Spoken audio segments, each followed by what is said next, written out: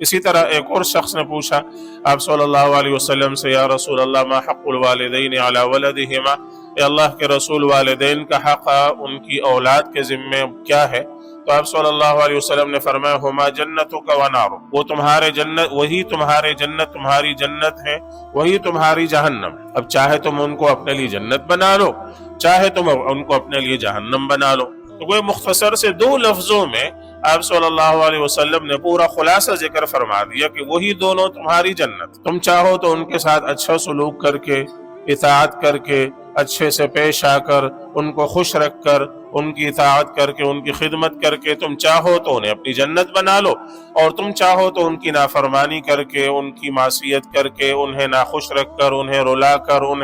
ان کے ساتھ برا سلوک کر کے، ان کے ساتھ لڑائی جھگڑے کر کے، ان کے ساتھ اوٹ پٹانگ حرکتیں کر کے، تم چاہو تو ان کو اپنی جہنم بنا لو۔ تو وہ تم